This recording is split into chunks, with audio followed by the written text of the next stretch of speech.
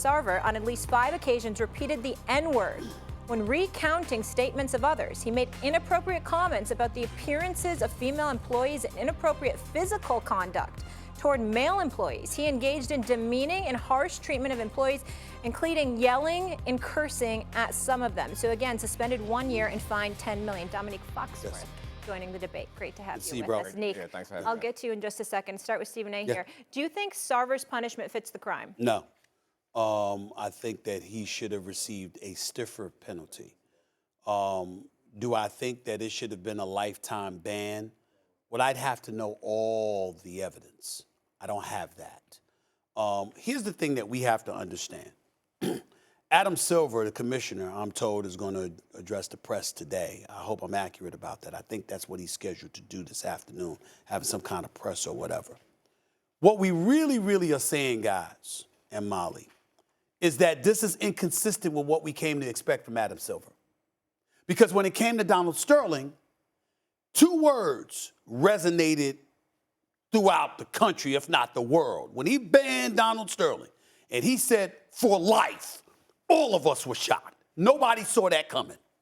Even though Magic was saying, I ain't going to no NBA games again until this man is gone. And LeBron and them was saying the same thing. And Chris Paul and those boys were talking about potentially not playing a playoff game because of what transpired, because they were members of the Clippers at that particular moment in time. Blake Griffin, DeAndre Jordan, all of these other guys. The bottom line is Adam Silver made an incredible move and got rid of somebody who was like a damn virus for the NBA. They wanted him gone. Even though people are not that fond of Sarver, the bottom line is you've got some owners that probably sat up there and said, no, that opens a Pandora's box. We don't want you. And you do answer to us, Adam Silver, this is going a bit too far. Because unlike Donald Sterling, there was no audio evidence, no video evidence. Now, Sarver never denied that he did those things or said those things, misogynistic, inappropriate comments, use of the N-word, et cetera, et cetera. What he said is that it was taken out of context, but he never denied using those words. My point is, okay, that's a tough spot for Adam Silver to be in, and Adam Silver deserves the benefit of the doubt as commissioner because of the work he has already done. But you still have to remind Adam Silver, we're holding you to a standard you established. You don't mess around. You don't play around. You're very progressive in your thinking. You're very forward thinking. You take all sides into account. You put forth your due diligence, et cetera, et cetera. I expected something tougher. I didn't expect a ban, but I did expect something tougher from Adam Silver. But it's only because of the standard Adam Silver already set with Donald Sterling. And that's where I'm at with it, fellas. Yeah, go ahead. Remember about Donald Sterling, he was a disaster when Stern and Silver let him into the league. Yeah. He wasn't some angel who got bad. Okay. He was a disaster. And they still let him buy the Clippers, and then they let him move the Clippers to Los Angeles from San Diego. So the idea that all of a sudden they found religion and he did it, he was awful forever, this guy. And then eventually they had no choice but to get rid of him. But that is the same ownership, the same commissioner's office that allowed him to buy the team to begin with. And then move the team without any penalty whatsoever to Los Angeles from San Diego. Yeah. So let's keep that. You got to be fair about that. Yeah. He shouldn't have been an owner to begin with, and they let him be an owner. You agree with that? Yeah, but then listen again. I'm sorry, you got it. I don't know.